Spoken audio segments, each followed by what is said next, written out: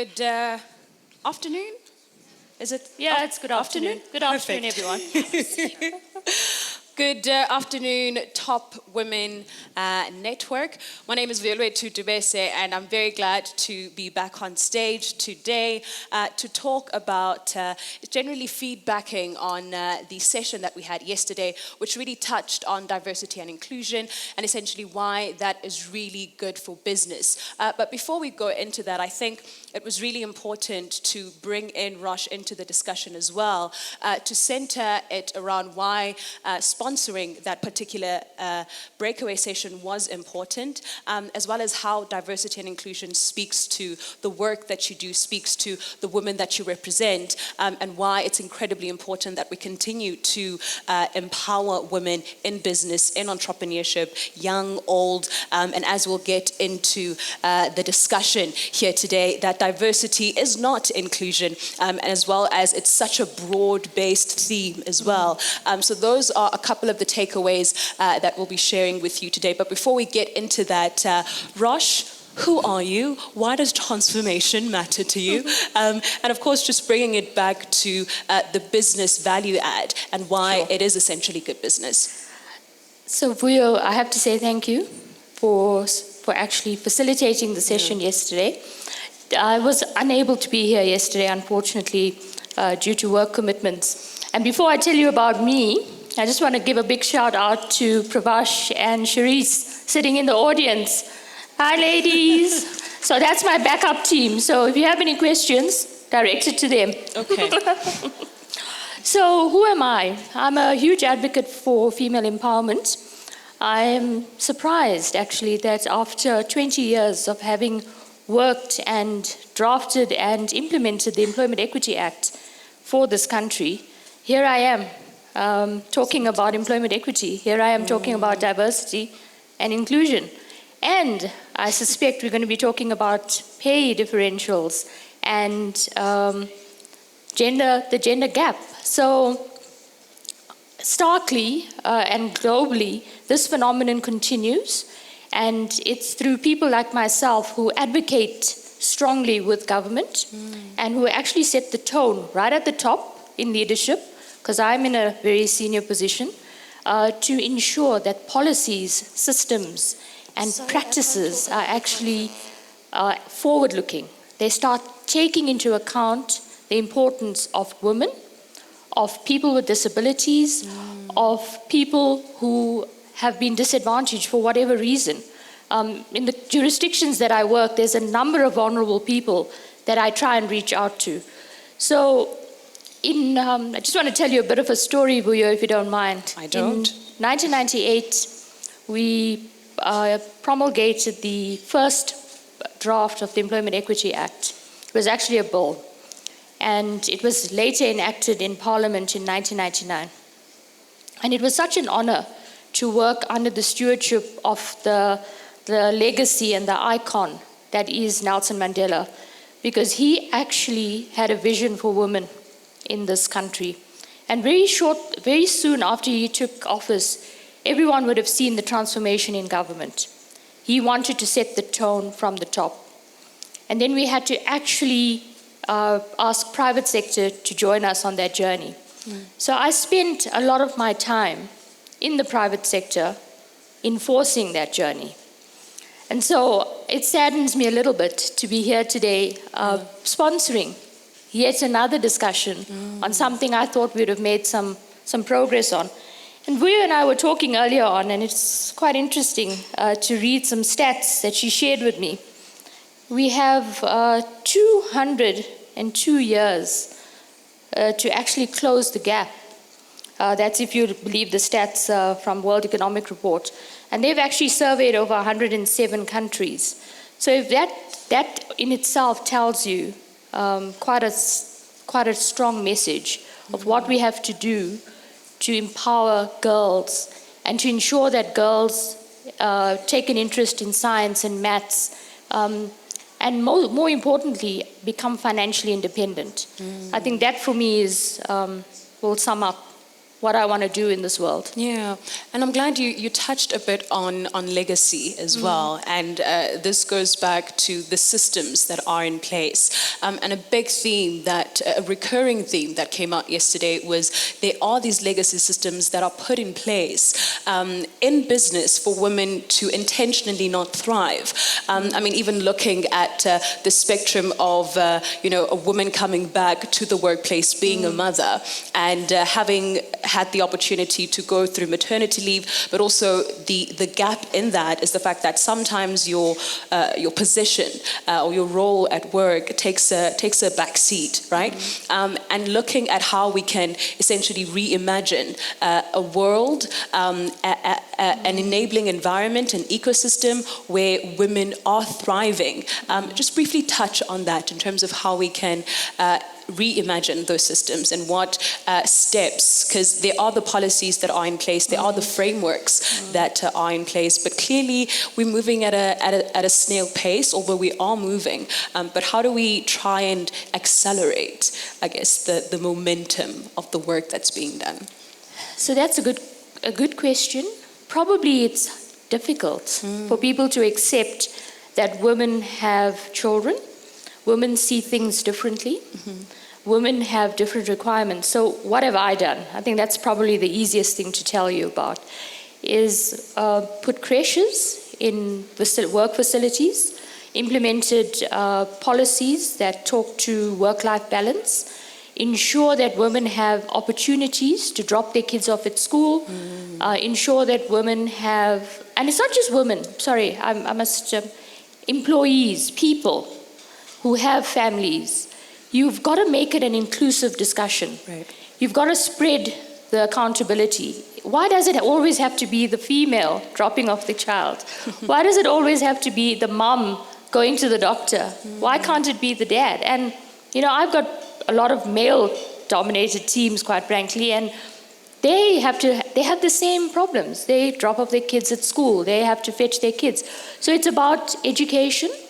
But Vuyo, I think, from what the breakaway talked about yesterday, we still have a long way to go, clearly. The research tells us we've got a long way to go in a number of countries. I think most of you here know that we've got a long way to go. What can you do? I think that's the important thing, is what can you do? And it starts with having a conversation. If you're uncomfortable about a practice, speak up. If you have an idea, speak up. If you have an idea and no one's listening, there's got to be another mechanism for you to be able to do it. So you've got to be open to creating that conducive environment. You've got to listen. So I'm sure those of you that are in the corporate sector, you participate in all these wonderful surveys we're always sending out. Check if that's been implemented. You have daughters, you have sons. Give them the same message. Don't tell your daughter one thing and tell your son something else. Give them the same message. It actually starts at home. And Lindiwe was telling us earlier on about how her child's probably going to be the next president, I'm sure. Or she's definitely going into space or something. But those are the people I surround myself with. I educate children. So that's what I would say. Do that. Educate children. Create this environment from home already. And in the discussion, we had the chairperson of the Commission of Gender Equality, and she had mentioned how, particularly with government and the public sector, they recognize that there's still a lot of work to be done. And she was showing us even evidence that they are sending out these emails to the presidencies, to the office of the presidency, to the office of the Department of Small Business Development. And you are seeing that, the programs are in place, the NDP 2030 is in place, the SDG alignment, those conversations and those frameworks are definitely being drafted. But I think when it comes to the implementation and the execution, and perhaps even the measuring of the impact and publicizing what is being done, because we really touched on the stats, we really touched on the data, because that really speaks to the work that's being done. And in that, Rosh, just talking to, especially with your background, having worked in the public sector, what your hope is for the public sector to realize that this is what's happening and this is what diversity and inclusion is, this is what diversity and inclusion means, and this is the opportunity that it has for economic empowerment and gender empowerment. So I think the Commission told us yesterday that despite all of the work, despite all of the pleas, and despite all of the policies, probably haven't really done a lot. And if the question is, what do we do differently? My answer is, again, it starts with you. You have to make a decision. Do you want this to be the case in the next 5 years? So I don't, and that's why I'm here. Diversity and inclusion is actually about men mentoring women. It is actually about women mentoring men. And if you listen to each other, you'll be surprised at how you can make each other stronger. It is about valuing differences. So actually taking someone's differences and saying, okay, how do I harness this potential? And how do I showcase and recognize that? And it's about accelerated teams. So I think in the public sector, what I would say is they've got to look at leadership. They've got to look at, if it's not working, and if the policies are not being implemented, it's not the right policy. So in the private sector, we wouldn't continue. We would revoke that policy and we'd do what actually worked. Right. And I think you've got to have the courage to make that change, though. So, if there's anyone here that, wants to be mentored or needs a strong advocate, please come see me afterwards, because it's important that you actually, if something is not working, don't keep doing it. Change it. You've got to actually do things that actually make sense. Yeah. The world has changed. We're talking about artificial intelligence. We're talking about 11-year-olds telling us how to basically run our lives. So, that's the world we're living in now. Yeah. So the policies have to move with the times. They have to be adjacent, right? They have to. So I think all of the commissions, all of the great intention, it's all there. I think all of the goodwill is there. But if you don't see the results, for me, that's when you've got to say, okay, this plan is not the best plan. Yeah. I've got to change it. And listen, that's why I do what I do. Right. I keep reminding people it's possible. It's possible to speak up. It's possible for you to change things. It's possible to rewrite things. It's possible.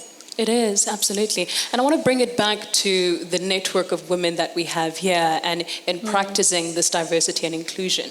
And also recognizing that diversity is not inclusion. That, as Lindiwe was mentioning, that I think that there is the layer of opportunity that really differentiates those who can and those who cannot, or rather the accelerated pace at which we're able to reach a certain space where then we'll meet gender parity and all of these other gaps and challenges that we can face in our careers or just in our daily lives. And I want to harness that to how do we actually do that in this room, right? We've had the discussion, and I think wanting to stray away from being just another talk shop. But as we are discussing it right now, I love the call to action of anyone who's wanting to be involved in the work that you're doing or wanting to be empowered in that respect. How do we tap into the inclusion element of it? Because this is a brilliant, diverse team. Or diverse group of women who are sitting here, but that inclusion element is really the differentiator in terms of how we actually become active and stakeholders in empowerment and the economy. So remember, inclusion is men and women. It's everyone. And what I'm saying is bring your children into it as well. Change the cultural dynamics, because that's important. Start empowering both sons and daughters to think more inclusively. Try and ensure that women are valued equally at home. So the stereotypical roles of a woman It shouldn't be that anymore. So how do we get there? Before I answer that question, I just want to read something about what is women's economic empowerment, and this is quite an interesting definition. We define women's economic empowerment as the transformative process by which women and girls go from having limited power,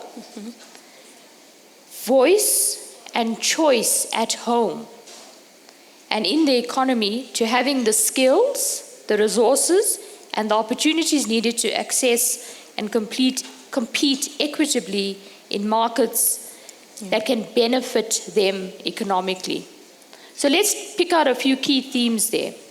They have to have the skills, okay? So we talk about STEM, science, technology, education, and maths. There's other areas, coding, and you are participating in a lot of coding right now.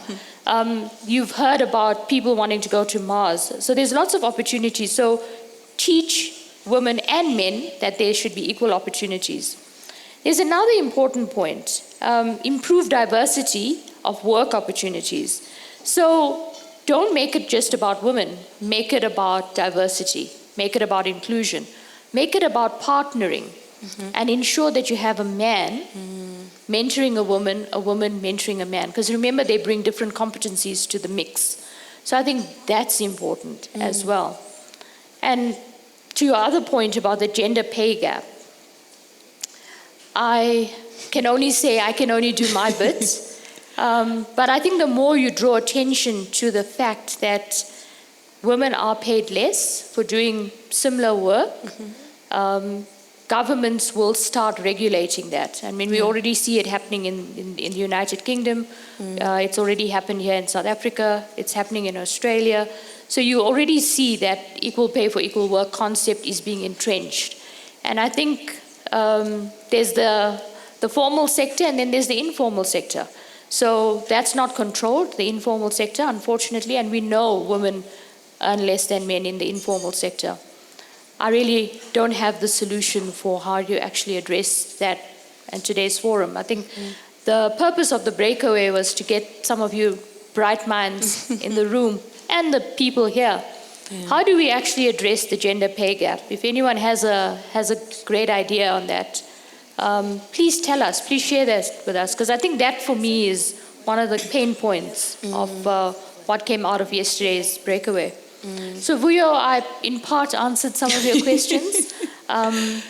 I actually asked for the bright minds in the room yesterday to answer some of the questions. So I'm going to ask Vuyo to give you some feedback very quickly on what they said about gender equity and pay differentials. No, absolutely. I mean, I think what really came across 6 really main things was in, as we touched on briefly, on designing inclusive systems, because these are the systems that essentially enable women to thrive and to compete equitably in the workplace, in society as well, because these systems were intentionally built so that we do not participate equally in that respect. And that's why you're still finding the gender parity conversation still occurring, and it'll take hundreds of years for us to be able to compete rather economically to the standpoint of our counterparts, and then also recognizing that diversity and inclusion, they're not the same thing. Diversity is not inclusion, but that also it's pretty broad-based. We had Kamantha from STEM Moms, and she was talking about, the relationship where whenever we're talking, Fourth Industrial Revolution, there's this huge placement on young people, and of course, they'll be driving the economy, and I say they'll be as if though I'm not one, but we'll be driving the economy, and we are currently. And there is, sometimes in terms of the scales and how they're distributed, that there is a tendency to leave out mothers, or to leave out those who aren't able to be able to compete geographically, and the opportunities that are there, they aren't really distributed equally. So that was a huge pain point in that discussion, as well as recognizing and highlighting the case studies that the Commission of Gender Equality shared in terms terms of the work that they're doing to try and go out into corporates and go out into government, and as well as investigate what implementation is taking place. And although it's not just, a numbers game or a PR game or a CSI game, but there is actually impact that is taking place, as well as recognizing partnerships. And I really want us to speak to that, and that there's this huge ecosystem of diversity and inclusion, and it's not just the private sector, it's not just the public sector, but there are NPOs and NPCs who are already building the pipeline, and there is no need for, the sectors, the private and public sectors, to double down on that, but that go through, streamlining and being agile enough to leverage and leapfrog on the work that's already being done. And I think that that's also the metrics that are being used to at times measure, to scale as well, the impact and the work that's being done. But I want you to touch on partnership, because this is what essentially you've done with the Top Women Conference, and why, the African proverb, just to reiterate that if you want to go fast, you go alone, but if you want to go farther, you go together. And I think that's the essence of partnership, as well as growing the ecosystem in that respect, and ensuring that there is that equality in terms of the distribution that we're wanting to have. Yeah, so I work, as you heard, in a very male-dominated environment. The only way you actually are successful is if you speak your mind and if you deliver results. So I think all of you have the same. You work in similar environments. You don't have to work in a heavy metal industry like I do to experience that.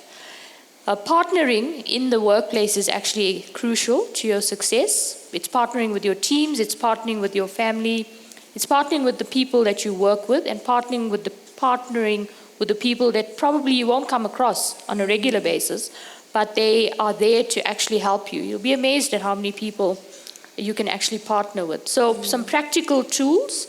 If you want to get something done, yes, do it yourself. That's my motto. But it's not the right way to do it. You have to actually engage with organizations that actually know what they're doing. And I think the reason for partnering here is for 20 years of being an advocate of female empowerment, gender empowerment, leadership, advocating for diversity and inclusion, I think it's important that I come up again and reiterate the pledge that I'm willing to partner with people who are actually interested in taking girls and boys and educating them and ensuring that we have a much better future for the youth, for the children. We all have a stark reality in South Africa in terms of the economy. We can all do something to actually change that. So for me, these conferences are important to highlight the issue, but it's the action that happens shortly thereafter that's very important. And I've actually been involved in a number of projects, and still am involved in a number of projects, where we educate children around the world. And I do that because I want to ensure that hopefully in the next 20 years, I don't have to come back and have this panel. So, Vuyo, practically, all I can say is the reason for partnering is you can only do so much on your own. Yeah. This gives you an opportunity to probably get to about 400 people, and hopefully all of you are tweeting, and all of you are on Instagram, and all of you are using Facebook, and all of you are going to talk to someone. And hopefully this leaves some legacy or makes some impact. Maybe if it just moved 10 people, I would have done something. And if I could have done that, or even if I just moved one person, that's fine, because I would have changed someone's mind about diversity and inclusion. And that's all I want to do. I want you to think differently about how we treat each other, and how we can actually learn from each other and grow from each other and become more inclusive in our thinking. So if I can just do that today, that would be what I leave here today on the stage. Amazing. I Yeah. think that's a perfect way to wrap up today's program. Thank you so much.